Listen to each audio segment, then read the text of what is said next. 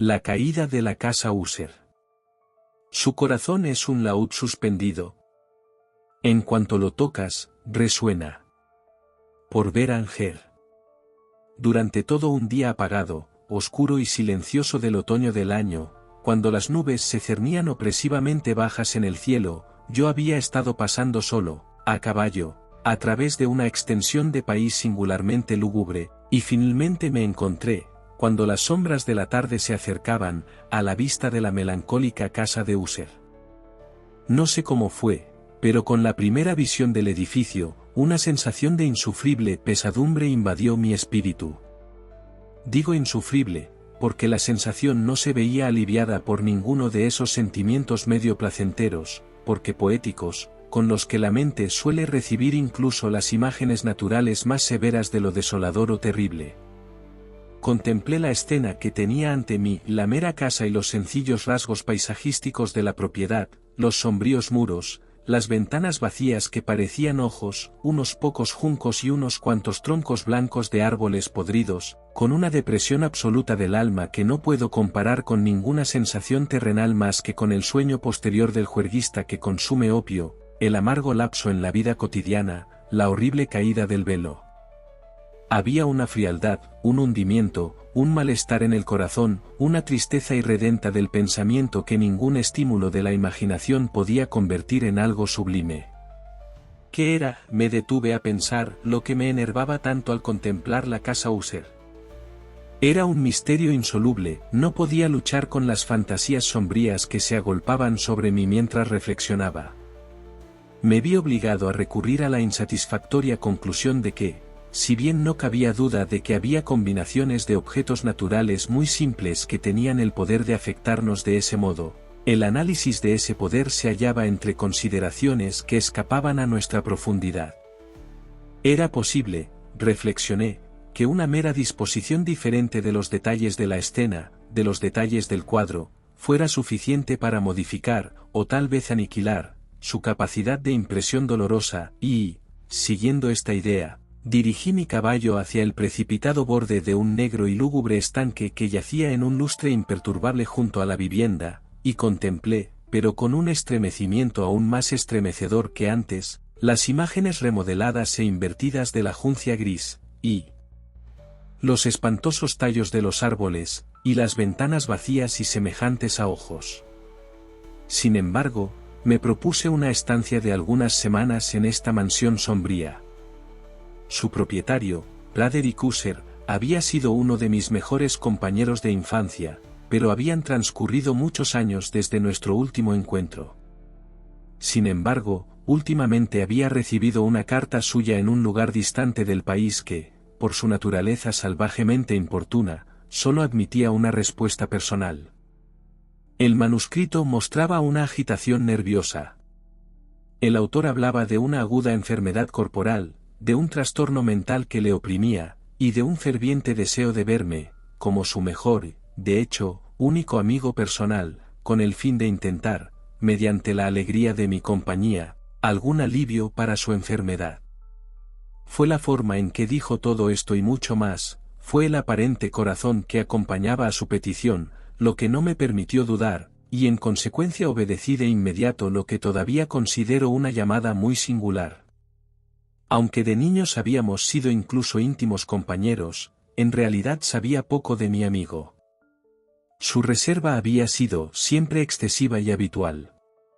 Sabía, sin embargo, que su antiquísima familia se había distinguido, tiempo atrás, por una peculiar sensibilidad de temperamento, que se había manifestado, a través de los siglos, en muchas obras de arte exaltado y, últimamente, en repetidos actos de caridad munificente, aunque discreta, así como en una apasionada devoción por las complejidades de la ciencia musical, quizá incluso más que por las bellezas ortodoxas y fácilmente reconocibles.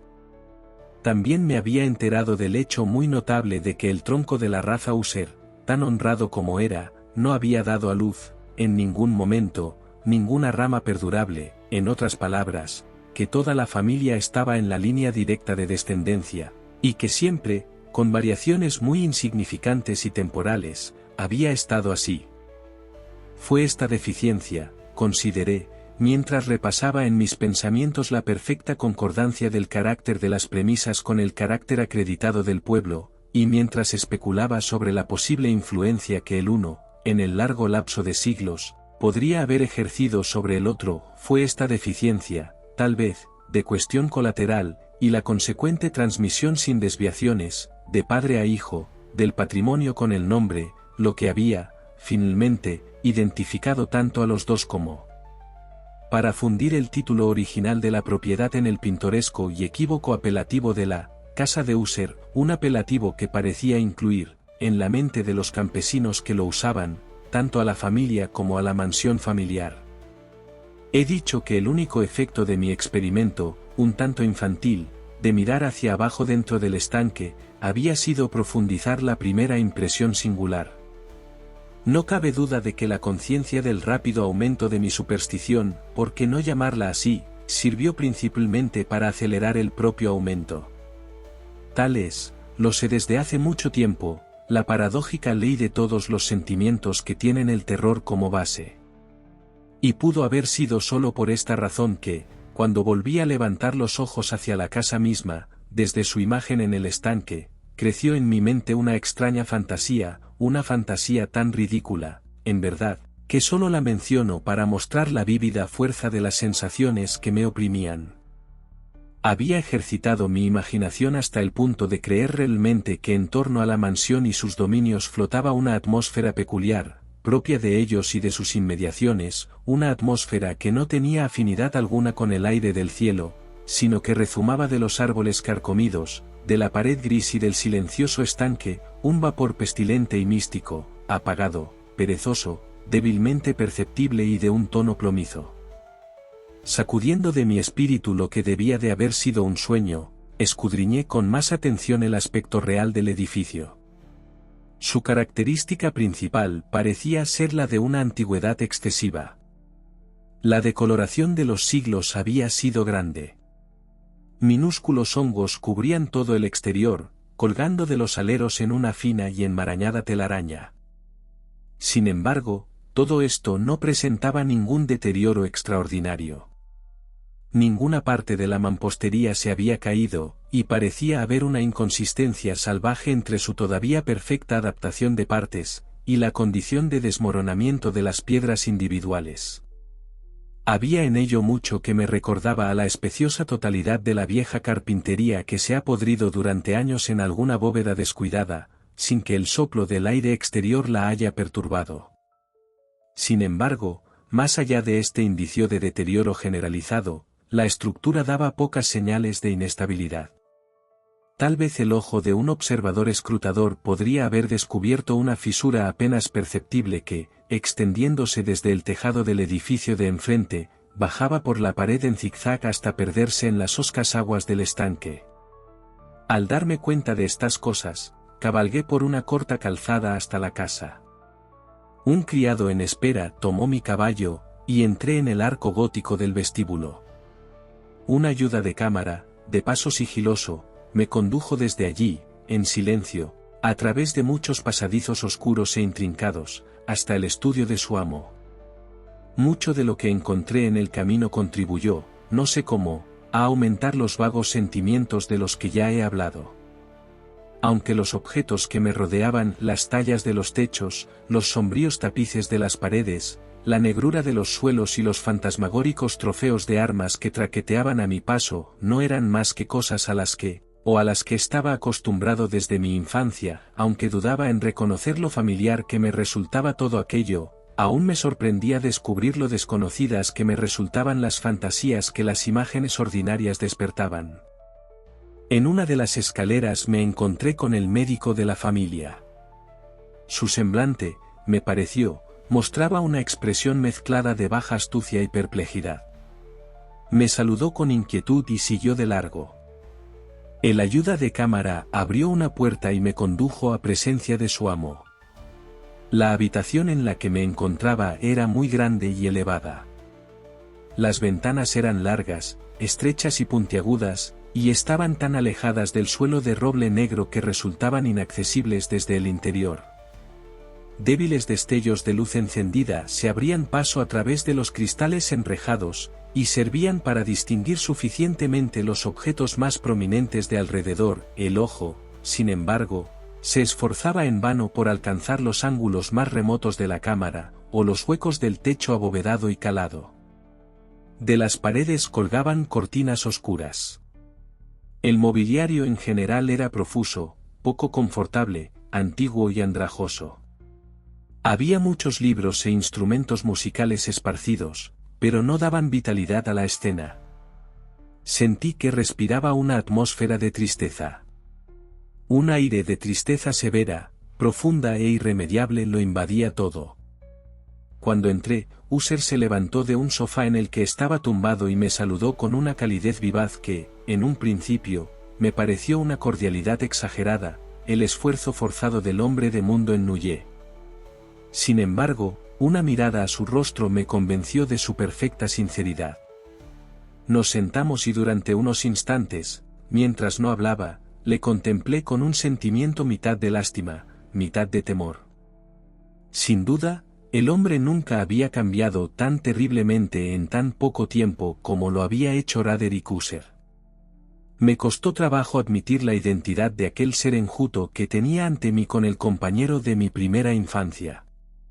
Sin embargo, el carácter de su rostro había sido siempre notable. Tez cadavérica, ojos grandes, líquidos y luminosos sin comparación, labios algo finos y muy pálidos, pero de una curvatura sobrecogedoramente bella, nariz de delicado modelo hebreo, pero con una amplitud de fosas nasales poco común en formaciones similares, un mentón finamente moldeado, que hablaba, por su falta de prominencia, de una falta de energía moral, cabellos de una suavidad y tenuidad más que telarañosas. Estos rasgos, con una desmesurada expansión por encima de las regiones de la sien, componían en conjunto un semblante difícil de olvidar.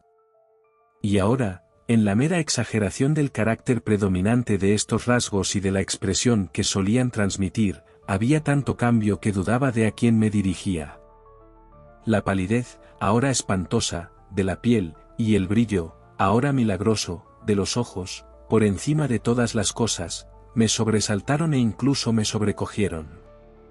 También el sedoso cabello había crecido sin que nadie se diera cuenta, y como, en su salvaje textura de gasa, flotaba más que caía sobre el rostro, no pude, ni siquiera con esfuerzo, relacionar su expresión arabesca con ninguna idea de simple humanidad.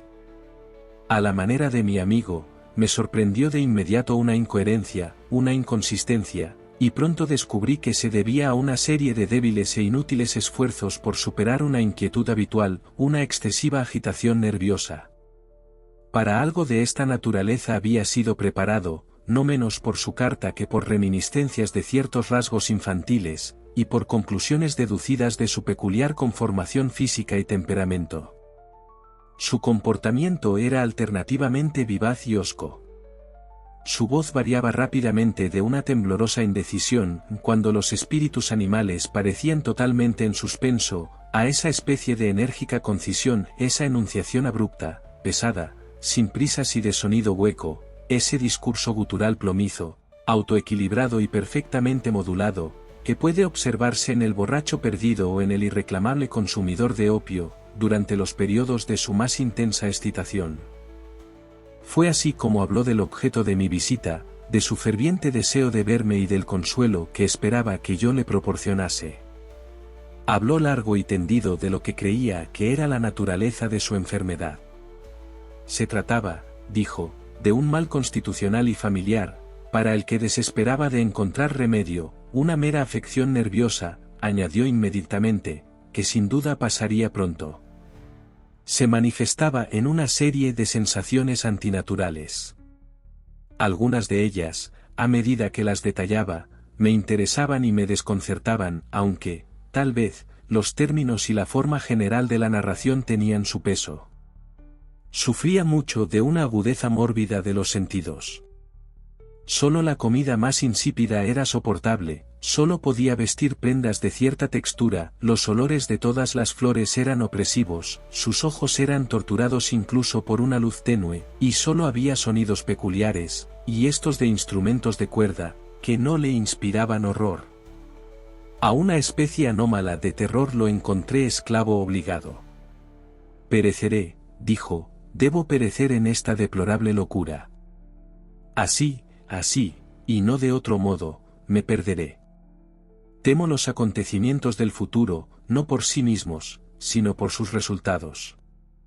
Me estremezco al pensar en cualquier incidente, incluso el más trivial, que pueda operar sobre esta intolerable agitación del alma. De hecho, no aborrezco el peligro, excepto en su efecto absoluto, el terror. En este desasosiego, en esta lamentable condición, siento que tarde o temprano llegará el momento en que deba abandonar la vida y la razón juntas, en alguna lucha con el sombrío fantasma, el miedo. Me enteré, además, a intervalos, y a través de insinuaciones entrecortadas y equívocas, de otro rasgo singular de su estado mental.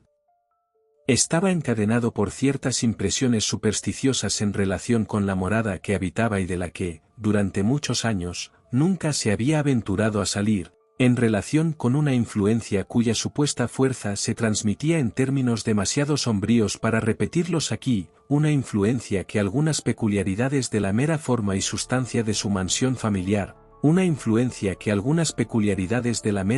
y sustancia de su mansión familiar, a fuerza de largo sufrimiento, según él, habían obtenido sobre su espíritu un efecto que la fisonomía de los muros y torreones grises, y del oscuro lago al que todos ellos miraban, había producido finalmente sobre la moral de su existencia.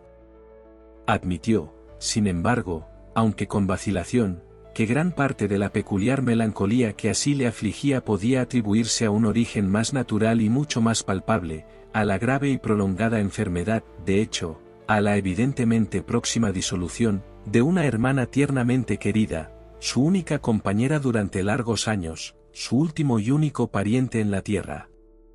Su fallecimiento, dijo, con una amargura que nunca podré olvidar, le dejaría a él, el desesperado y frágil, el último de la antigua raza de los User. Mientras él hablaba, la señora Madeleine, porque así se llamaba, pasó lentamente por una parte apartada del apartamento, sin haber advertido mi presencia, desapareció.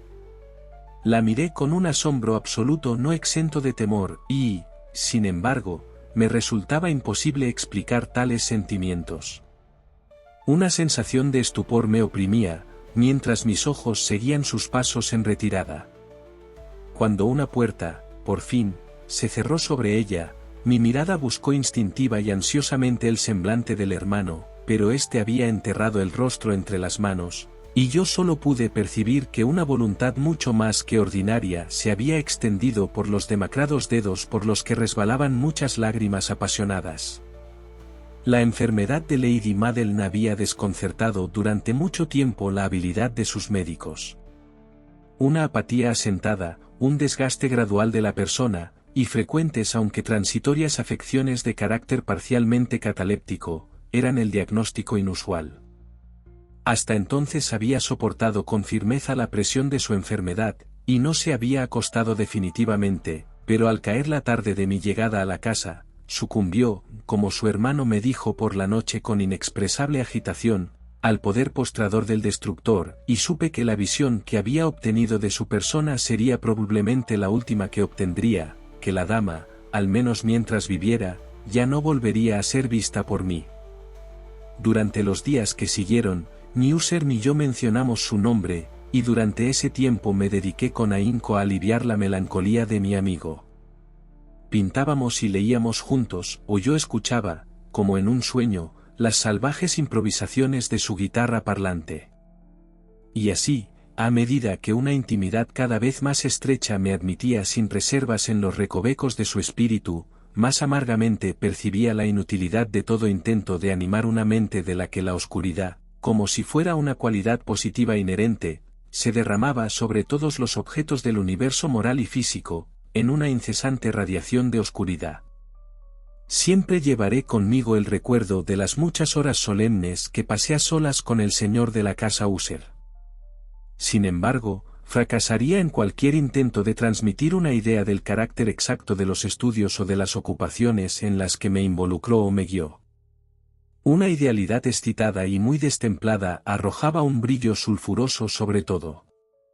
Sus largos e improvisados cantos fúnebres resonarán para siempre en mis oídos. Entre otras cosas, tengo dolorosamente presente cierta singular perversión y amplificación del aire salvaje del último vals de von Weber. De las pinturas sobre las que su elaborada fantasía meditaba, y que crecían, toque a toque, en vaguedades ante las que yo me estremecía tanto más porque me estremecía sin saber por qué, de estas pinturas, vívidas como sus imágenes están ahora ante mí, me esforzaría en vano por deducir más que una pequeña porción que debería estar dentro del alcance de las palabras meramente escritas. Por la absoluta simplicidad, por la desnudez de sus diseños, atrajo y sobrecogió la atención. Si alguna vez un mortal pintó una idea, ese mortal fue Frederick Husser. Para mí, al menos en las circunstancias que entonces me rodeaban, surgía de las puras abstracciones que el hipocondríaco se las ingeniaba para arrojar sobre su lienzo, una intensidad de sobrecogimiento intolerable, ninguna sombra de la que sentí jamás en la contemplación de los ensueños ciertamente brillantes pero demasiado concretos de Fussell. Una de las fantasmagóricas concepciones de mi amigo, que no participaba tan rígidamente del espíritu de abstracción, puede ser esbozada, aunque débilmente, con palabras. Un pequeño cuadro presentaba el interior de una bóveda o túnel inmensamente largo y rectangular, de paredes bajas, lisas, blancas y sin interrupción ni artificio. Ciertos puntos accesorios del diseño servían bien para transmitir la idea de que esta excavación se encontraba a una profundidad excesiva bajo la superficie de la tierra. No se observaba ninguna salida en ninguna parte de su vasta extensión, y no era perceptible ninguna antorcha u otra fuente artificial de luz. Sin embargo, un torrente de intensos rayos se extendía por todas partes, y bañaba el conjunto con un esplendor espantoso e inapropiado. Acabo de hablar de esa condición mórbida del nervio auditivo que hacía intolerable para el enfermo toda música, con excepción de ciertos efectos de los instrumentos de cuerda. Tal vez fueran los estrechos límites a los que se limitaba con la guitarra los que dieron origen, en gran medida, al carácter fantástico de sus interpretaciones. Pero la fervorosa facilidad de sus impromptus no podía explicarse así. Debían de ser, y lo eran, tanto en las notas como en las palabras de sus salvajes fantasías, pues no pocas veces se acompañaba a sí mismo con improvisaciones verbales rimbombantes, el resultado de ese intenso recogimiento y concentración mentales a los que antes he aludido como observables solo en momentos particulares de la más alta excitación artificial. Recuerdo fácilmente la letra de una de estas rapsodias. Tal vez me impresionó más fuertemente cuando la pronunció, porque, en la corriente mística o subyacente de su significado, me pareció percibir, por primera vez, una plena conciencia por parte de Husser del tambaleo de su elevada razón sobre su trono. Los versos, que se titulaban El Palacio Encantado, decían casi exactamente lo siguiente. 1. En el más verde de nuestros valles, habitado por buenos ángeles. Una vez un hermoso y majestuoso palacio. Radiante palacio levantó su cabeza. En el dominio del monarca pensamiento, estaba allí. Nunca un serafín extendió un piñón sobre tejido medio tan hermoso. 2. Estandartes amarillos, gloriosos, dorados. Sobre su techo flotaban y fluían. Todo esto fue en el antiguo. Hace mucho tiempo. Y cada aire apacible que da lid. En aquel dulce día. A lo largo de las murallas emplumadas y pálidas. Un olor alado se alejaba. 3. Errantes en aquel valle feliz. A través de 2 ventanas luminosas vieron. Espíritus moviéndose musicalmente. A la ley bien afinada de un laúd. Alrededor de un trono, donde sentado. Porfirógeno. En estado de gloria. Se veía al soberano del reino. 4. Y toda de perlas y rubíes resplandeciente. la hermosa puerta del palacio, a través de la cual fluía, y centelleando siempre, una tropa de ecos cuyo dulce deber era cantar, en voces de belleza sobrecogedora, el ingenio y la sabiduría de su rey. 5. Pero cosas malas, en ropajes de dolor, ¿asaltaron el alto estado del monarca? Ah, vamos a llorar, porque nunca mañana amanecerá sobre él, desolado. Y, alrededor de su casa, la gloria, que se sonrojó y floreció, no es más que una oscura historia de los viejos tiempos sepultados. 6. Y los viajeros ahora dentro de ese valle, a través de las ventanas enrojecidas, ven vastas formas que se mueven fantásticamente a una melodía discordante, mientras, como un rápido y espantoso río, a través de la pálida puerta, una horrible multitud se precipita para siempre, y ríe, pero no sonríe más. Recuerdo muy bien que las sugerencias que surgieron de esta balada nos llevaron a una línea de pensamiento en la que se puso de manifiesto una opinión de Husserl que menciono no tanto por su novedad, ya que otros hombres han pensado así, como por la pertinacia con la que la mantuvo.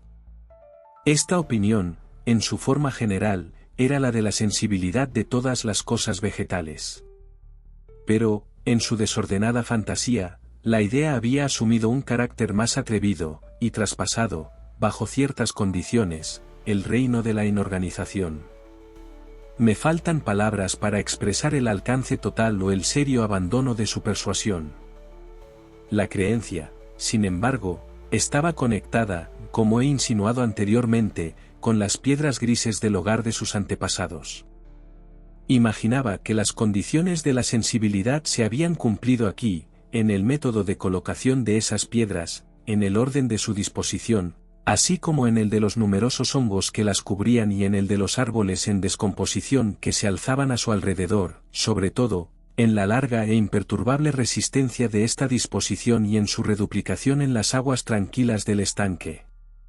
Su evidencia, la evidencia de la sensibilidad, podía verse, dijo, y yo me sobresalté mientras él hablaba, en la condensación gradual pero cierta de una atmósfera propia alrededor de las aguas y las paredes.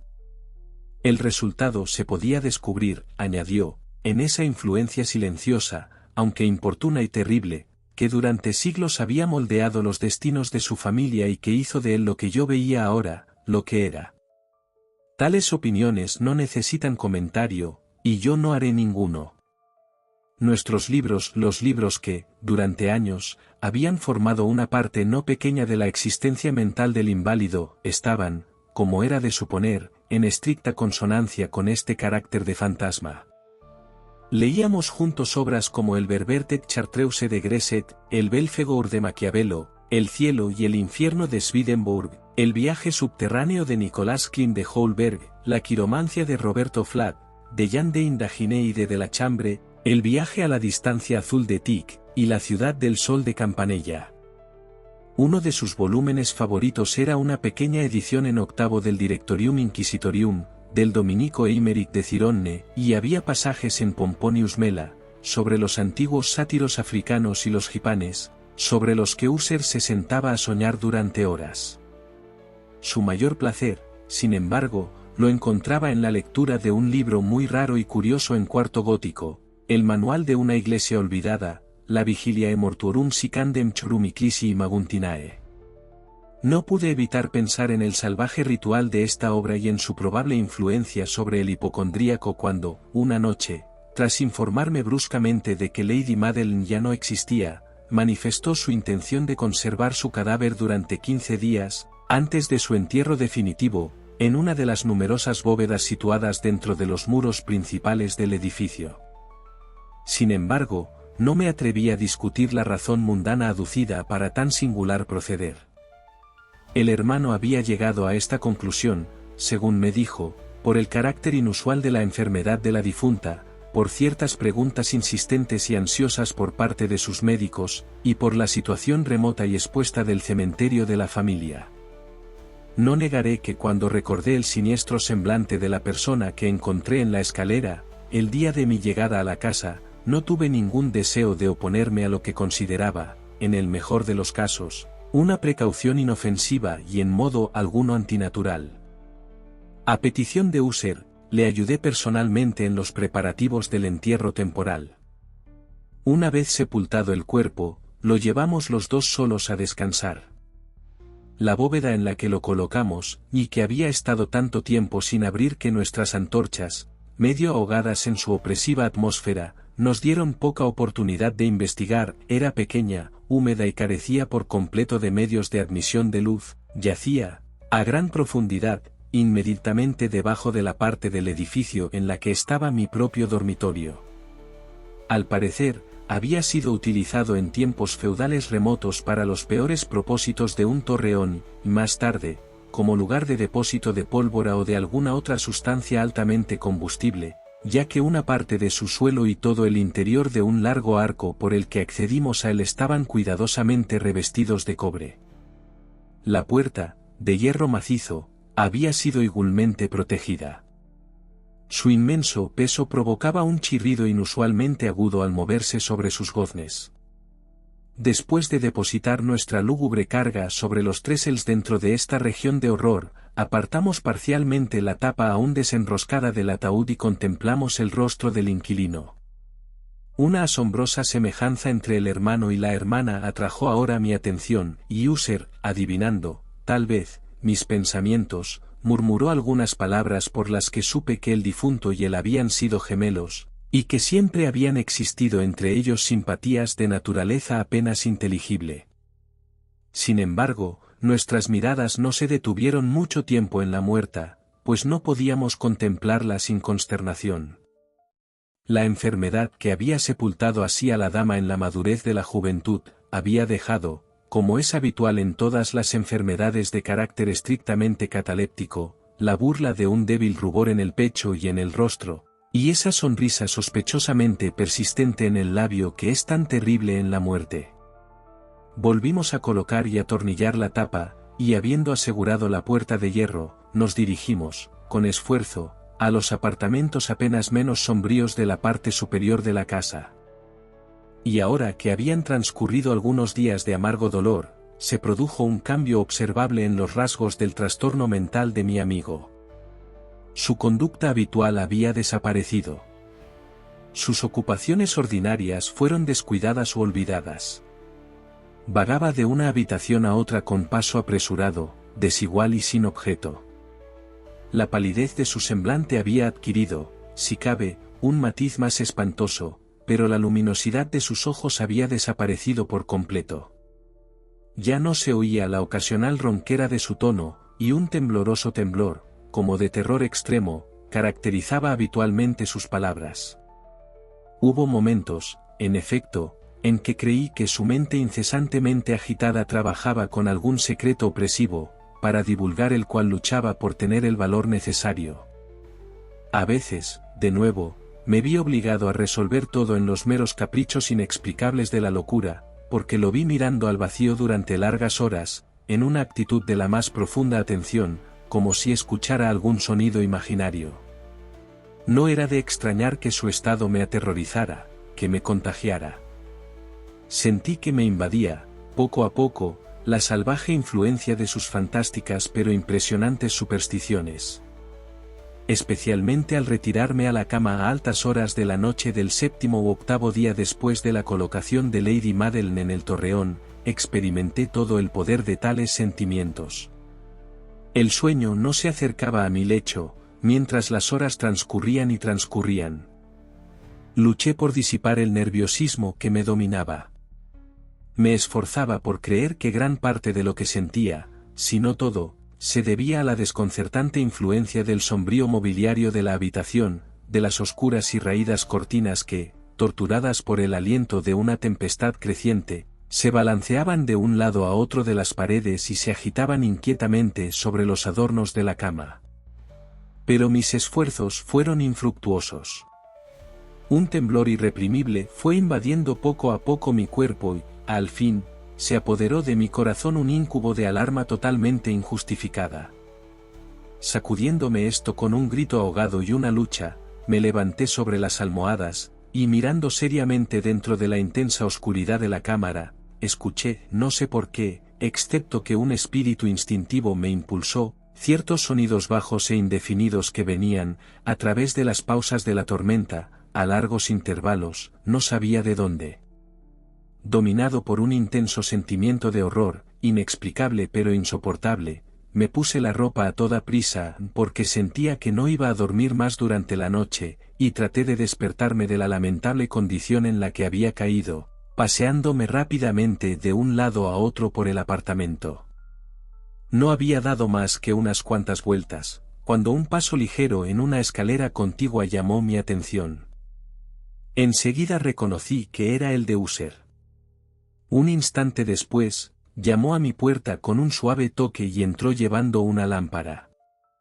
Su semblante era, como de costumbre, cadavéricamente pálido, pero, además, había una especie de loca hilaridad en sus ojos, y evidentemente, una histeria contenida en toda su conducta.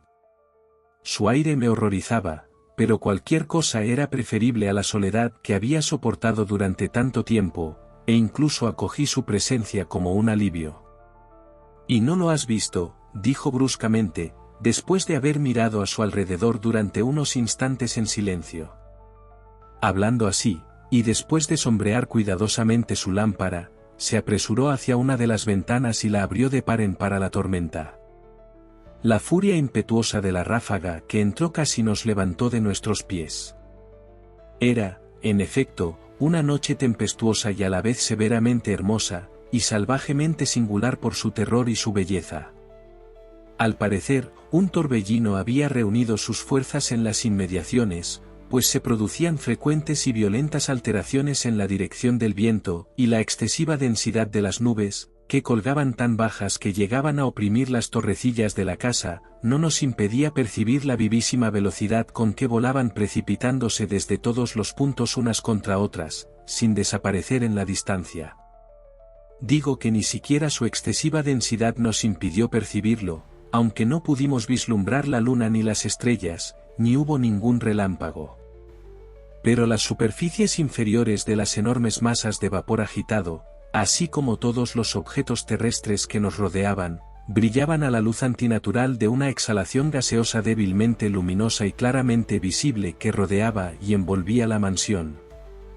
No debes contemplar esto», le dije, estremeciéndome, a User, mientras le conducía, con suave violencia, desde la ventana hasta un asiento. Estas apariciones que le desconciertan no son más que fenómenos eléctricos no infrecuentes, o puede que tengan su espantoso origen en el espantoso miasma del pantano. Cerremos esta ventana, el aire es helado y peligroso para su cuerpo.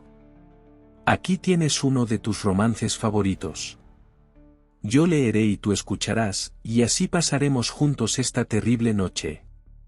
El antiguo volumen que había cogido era el «Triste loco», de Sir Lancelot Canning, pero lo había llamado favorito de User más en triste broma que en serio, porque, a decir verdad, hay poco en su prolijidad tosca y poco imaginativa que pudiera haber tenido interés para la elevada y espiritual idealidad de mi amigo.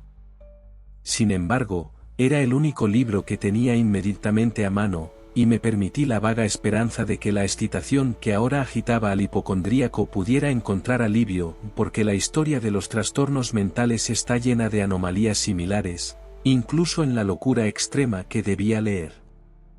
Si hubiera podido juzgar, en efecto, por el salvaje y exagerado aire de vivacidad con que escuchó, o aparentemente escuchó, las palabras del cuento, bien podría haberme felicitado por el éxito de mi designio.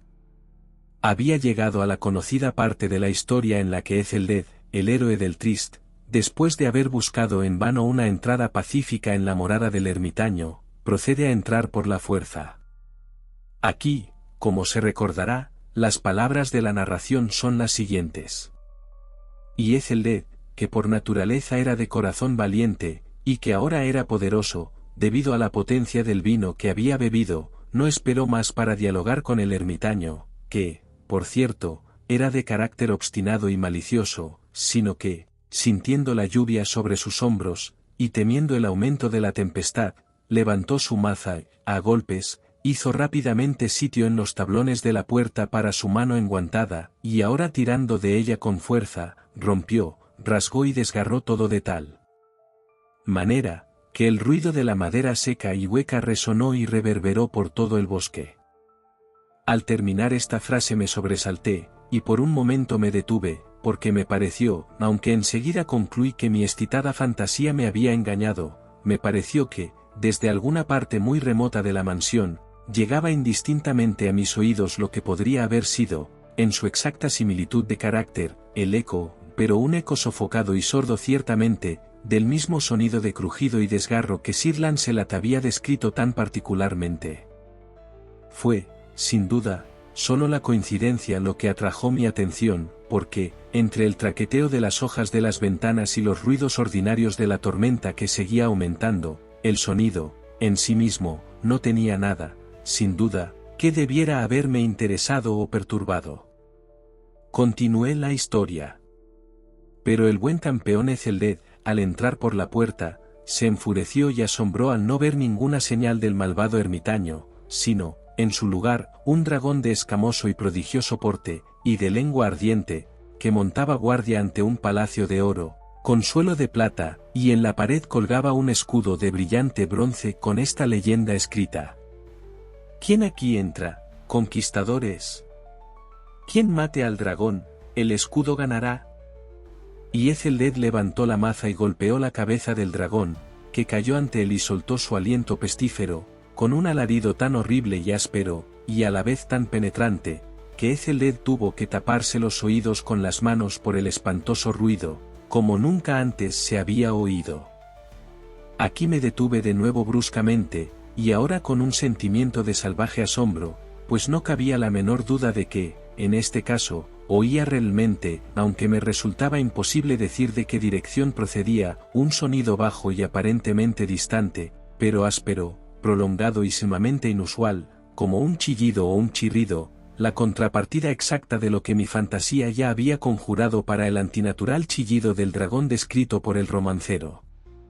Oprimido, como estaba ciertamente, al producirse esta segunda y más extraordinaria coincidencia, por mil sensaciones contradictorias, en las que predominaban el asombro y el terror extremo, conservé aún la suficiente presencia de ánimo para evitar excitar, con cualquier observación, el sensible nerviosismo de mi compañero.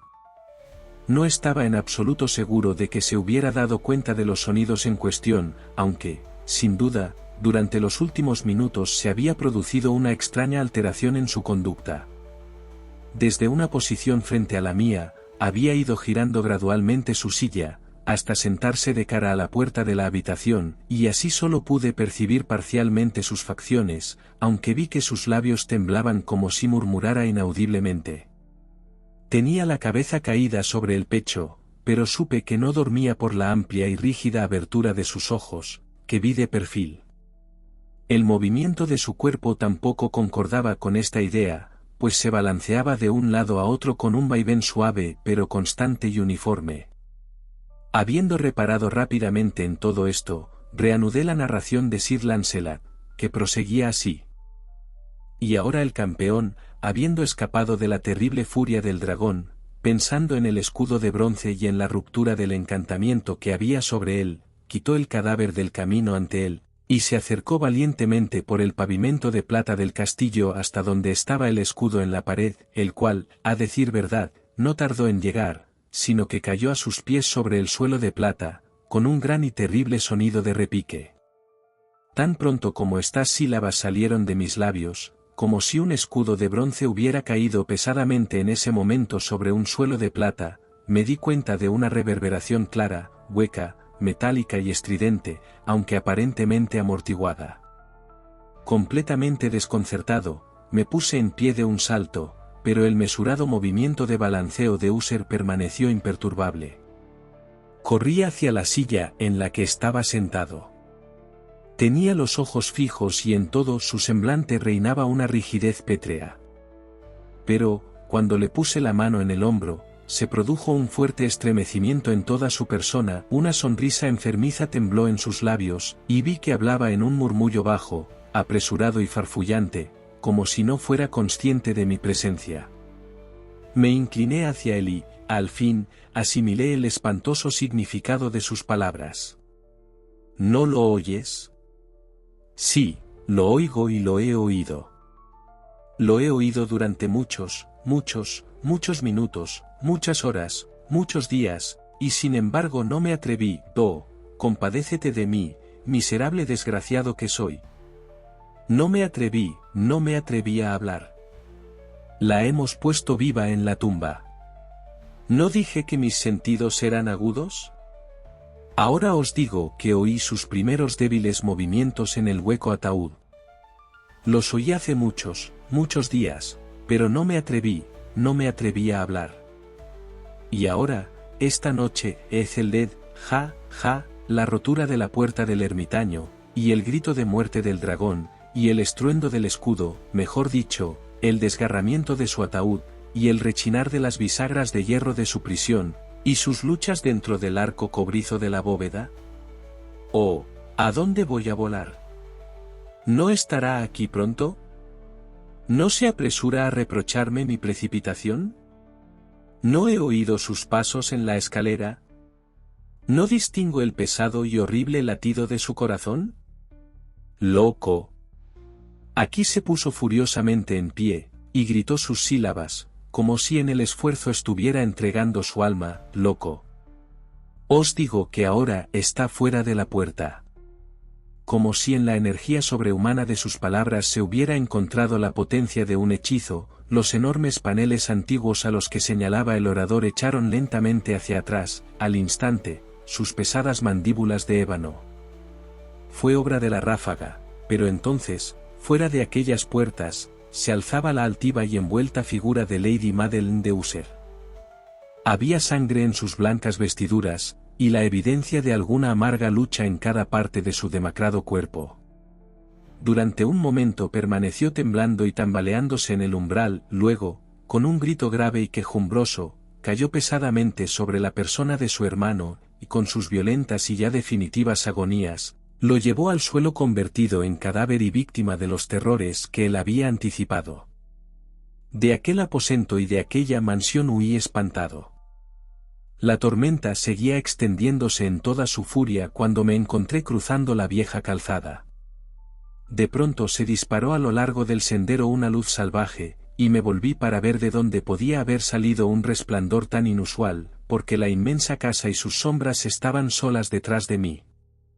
El resplandor era el de la luna llena, poniente y roja como la sangre, que ahora brillaba vívidamente a través de aquella fisura antes apenas discernible, de la que he hablado antes como extendiéndose desde el tejado del edificio, en dirección zigzagueante, hasta la base.